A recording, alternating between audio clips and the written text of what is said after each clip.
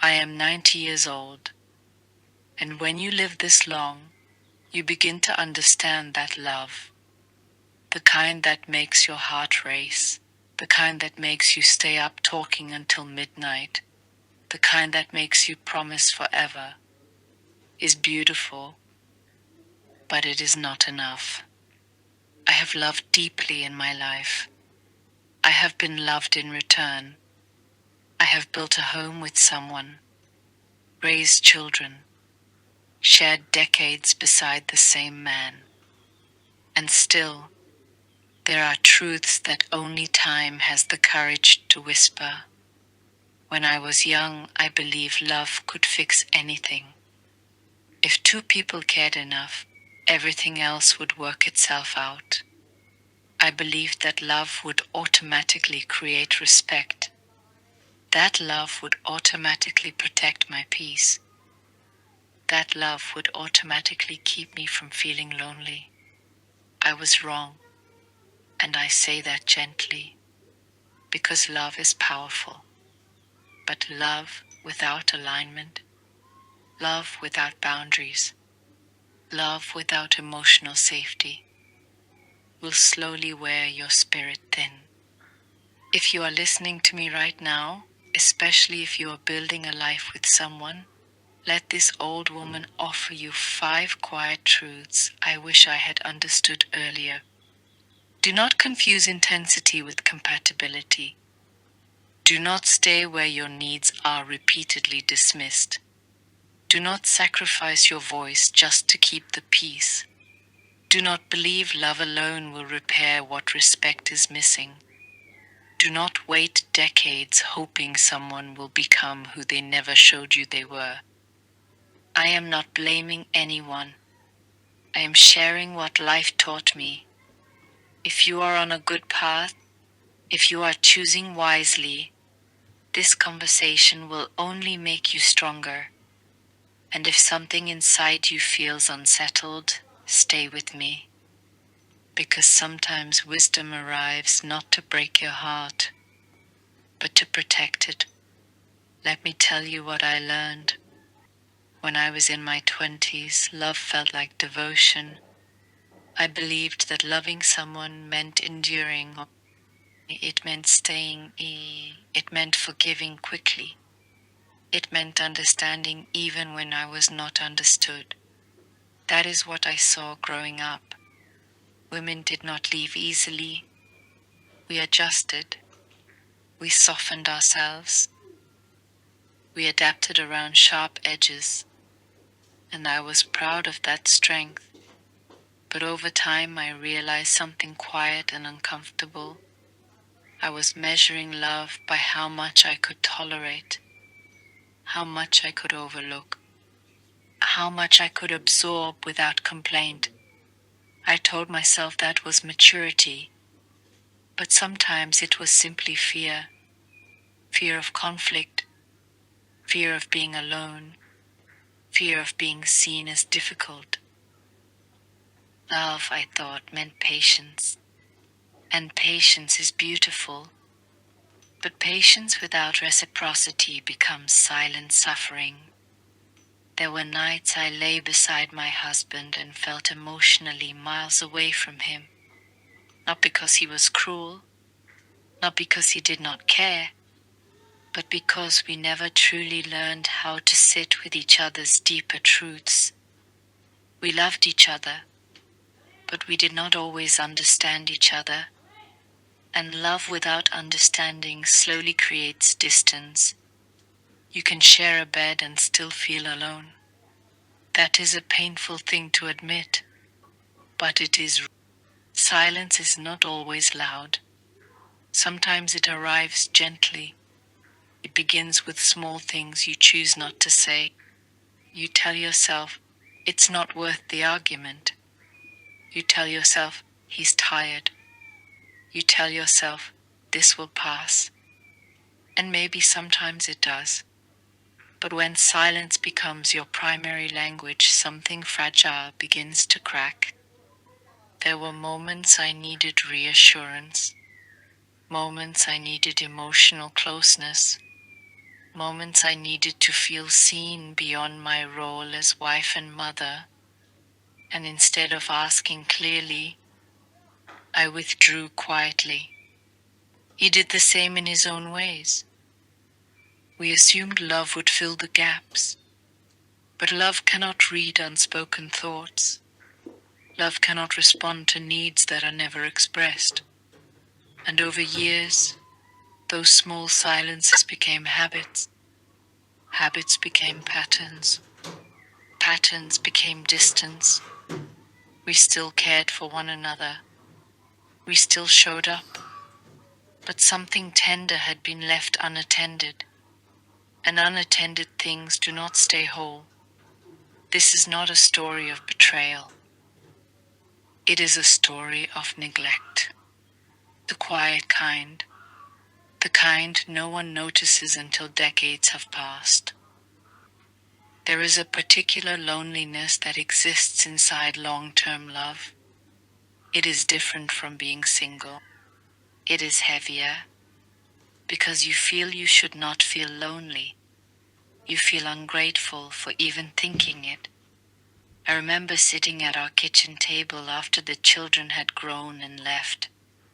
The house was quieter, the responsibilities lighter, and for the first time there was space to notice what we had become.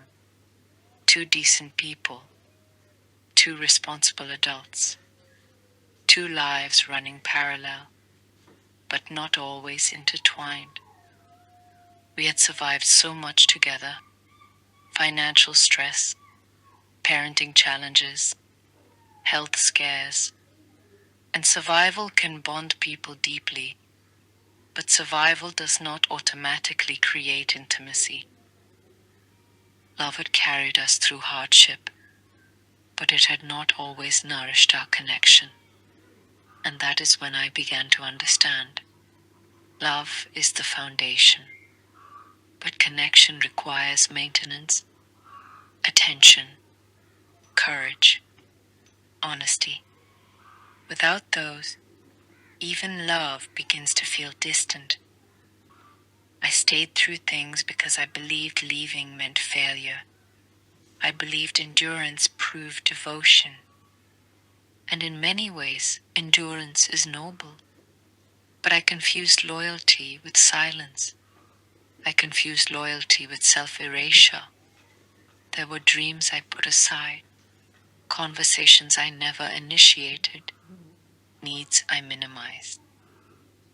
Because I believed being a good wife meant not asking for too much.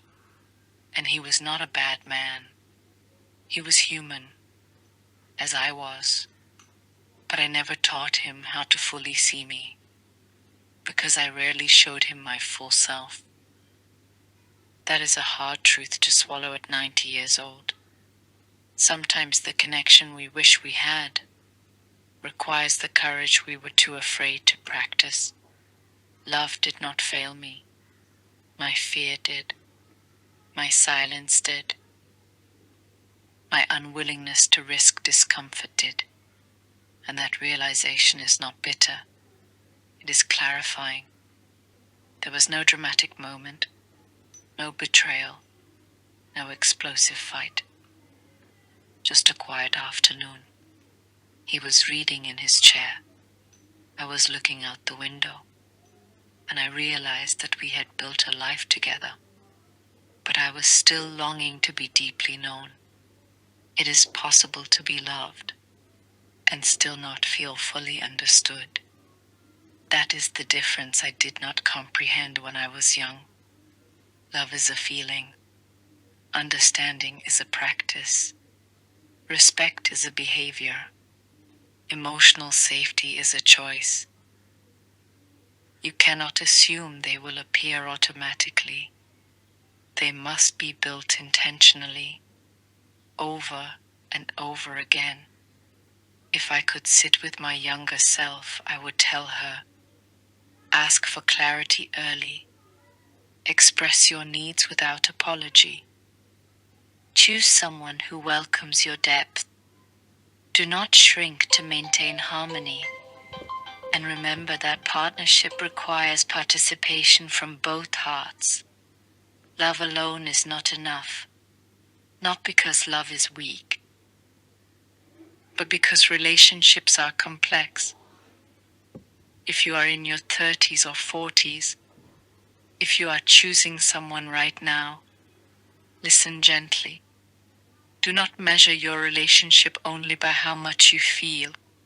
Measure it by how safe you feel, by how respected you feel, by how freely you can speak, by how conflicts are handled, or by how growth is supported, or chemistry fades and returns, passion rises and falls. But emotional security, that is the quiet backbone of lasting peace. I am not telling you to leave. I am not telling you to doubt everything. I am telling you to pay attention. Love someone, yes, but also ask, can we talk honestly? Can we disagree safely? Can we repair after conflict? Can we grow without resentment? Because love without growth becomes stagnant. Love without communication becomes assumption. Love without mutual effort becomes imbalance. And imbalance over decades becomes loneliness. At 90 years old, I do not carry regret like a heavy stone. I carry understanding. I loved the best way I knew how. He loved the best way he knew how. We were imperfect. We were human. And there was real beauty in our life together. But I now understand that love is only the beginning. It must be accompanied by courage, by conversation, by vulnerability, by mutual responsibility. If you are younger than me, you still have time to practice those things. Time to choose consciously. Time to adjust patterns. Time to speak before silence hardens. I am not sharing this to create doubt. I am sharing it so you do not wake up decades later wondering why something feels unfinished.